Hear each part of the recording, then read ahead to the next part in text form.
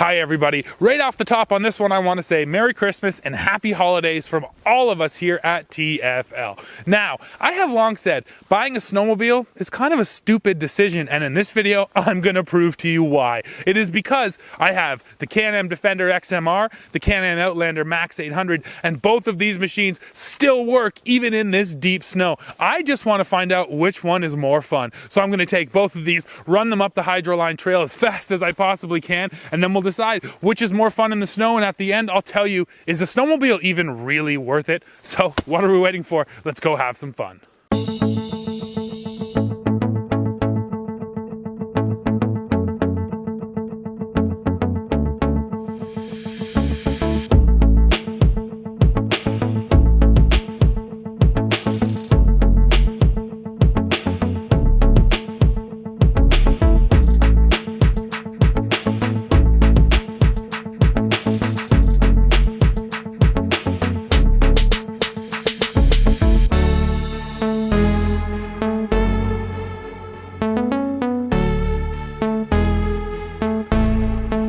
Let me tell you what makes this XMR so special. So this thing was designed purely for the mud, but honestly, running in the snow is actually sort of like running in the mud. And here's the biggest upgrade right here. This is a set of 30-inch Itp Cryptid Tires. Now you can see how big the paddles are here. These are meant for churning you through the sloppiest mud, but out here in the snow, having paddles, this is actually a little bit reminiscent of a snowmobile track, and that's exactly why these tires should make this machine so good off-road. Now, another upgrade that came for the mud, which I think is going to make a big difference, arched A-arms and a lift up to 15 inches of ground clearance. So the full 15 inches means you're going to clear the snow, and then having those arched A-arms means you have less componentry dragging in the snow, which is always appreciated as well. Now, our unit here is powered by the HD10 power plant. That means it's making just a hair more than 80 horsepower, plenty of power for pulling us through this snow.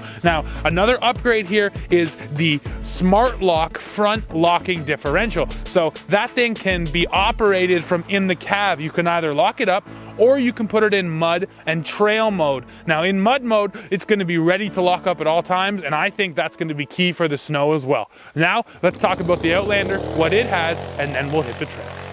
And right here we have the Can-Am Outlander 850 Max. Now the Max means that, yes, this thing is a 2-up, which has me a little bit worried. Because this thing is so stretched out, it's also much heavier than a regular Outlander. This unit comes in at 875 pounds. Not light for an ATV, so we'll have to see if it sinks into the snow. Hopefully though, this 850 should have enough horsepower to pull us through. This is 78 horsepower right here, just a hair under what that Defender has, and that thing weighs a lot more. Now, the other thing that this ATV has is Can-Am's Intelligent Throttle Controller, ITC. That's a throttle-by-wire system, which allows me to put it into sport mode and get maximum throttle response from this engine. So that'll be interesting to see as well how it works in the snow. Now, one thing which definitely isn't really helping in the snow, these tires. This is a set of 26-inch Itp Terracross tires, and obviously these are not designed for mud or snow. They're just ready for the trail. So it'll be interesting to see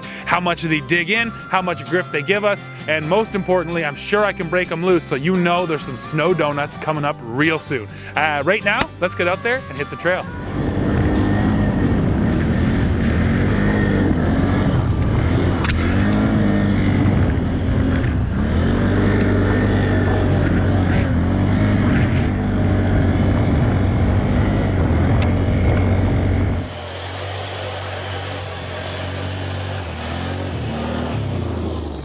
All right, everybody, I'm just back in for my first boot out on this Outlander, and let me tell you all about it. So first of all, the tires, exactly like I thought. They're just not that aggressive, and out there in the snow, they're constantly spinning. Even in four-wheel drive, you can just feel them really clawing for grip, and they're constantly losing traction. Now that results in a really floaty ride. This thing is absolutely just floating around corners, and especially in two-wheel drive, if you nail the throttle, the back end is coming right out on you. So the positives for the tires, I didn't get stuck, not even once, didn't even really feel like I was going to get stuck. So give them a lot of credit there, but know that tires like this, sort of typical ATV tires, they're just not gonna handle that great in the deep snow. And you add another 6, maybe 10 inches to this, and then we're getting to the point where this thing just isn't gonna make it anymore. However, it does have plenty of ground clearance, over 10 inches, and that just means that everything underneath is up out of the snow. That's a very important factor.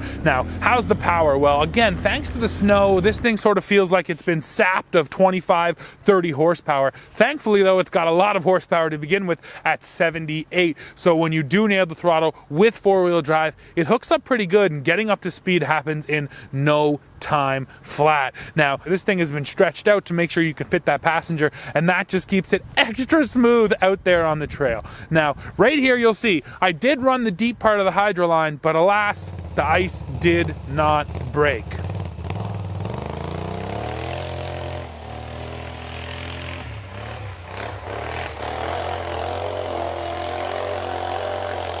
So was the Outlander fun out in the snow? Absolutely it was, but not sort of in the typical way an ATV is. Because it gets so loose, like I said before, you're really coming around every corner sideways, it's floaty, the steering is really imprecise all of a sudden, so you're constantly giving inputs. You really have to ride this machine, and that's exactly what makes it so dang fun out here in the snow, is just the fact that it's so loose, so sloppy, and you really gotta be up and riding this thing aggressively to keep it moving down the trail and keep you out of the trees.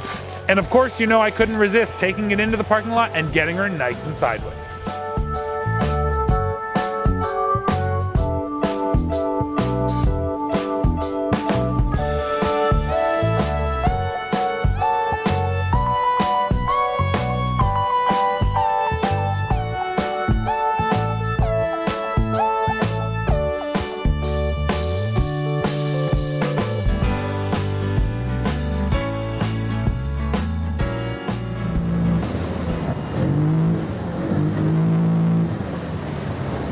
Now we're back in from ripping this Defender, and as you can see, we went out there and we did find the mud. That is because the ice was thick enough in the hydroline section for the ATV, not quite for this thing though. We'll get to that real soon. So first of all, out on the trail, sadly the snow doesn't really help the tendencies of this unit, and specifically that has to do with the tires. So you see how tall those paddles are on these ITP tires? Well, the machine really feels like it rides up on those paddles. It feels really top heavy, but then most importantly, the wheels just don't feel like they're really digging in. The tires kind of skate on the surface, and I kind of thought that might change in the snow, but sadly it really didn't. This thing just feels really imprecise and not really direct when you're on the trail. So you're doing all kinds of steering inputs to make sure you're keeping this thing straight, and then suddenly the snow would actually really catch a tire, and I think that has to do with those paddles as well, and it would pull me one way or the other. So this Defender on the trail in the snow, not really that much fun.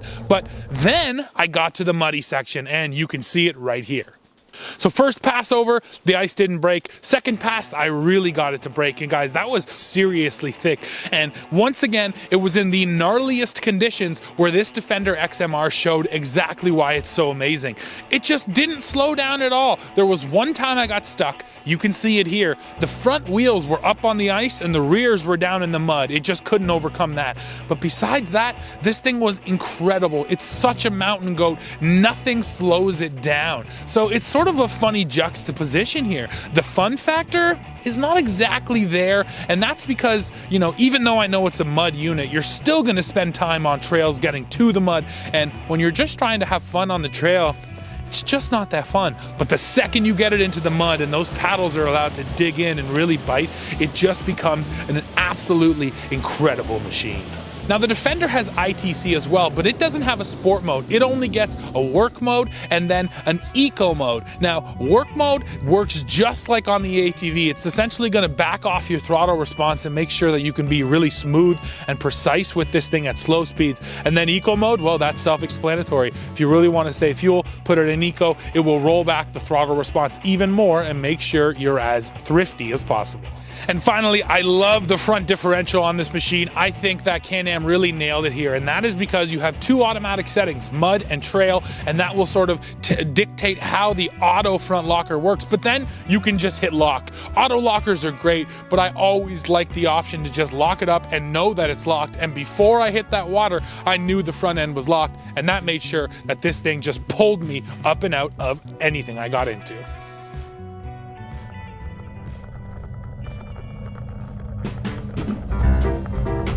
And there you have it, everybody. Today was an absolute ton of fun out on the trails, and that's really what this video was all about. Now, if you do want a go anywhere, work hard side-by-side year-round, this Defender XMR is a great option. Not huge in the fun department though, but if you want an ATV that can also work in the snow, this Outlander does an excellent job. Now, the reason why it's fun in the snow, it's so squirrely. It loves going sideways around every corner. You really gotta ride it, and to me, that's what fun riding is all about. But the most important thing here is, if you don't want a sled, you don't need one. These two will take you straight through the winter. So guys, that's it for this episode. Once again, Merry Christmas, Happy Holidays, enjoy your holiday, and make sure you go below, hit like, hit subscribe, and then come back to the channel in 2020, because we're gonna keep bringing you the latest news, views, and real world reviews. See ya.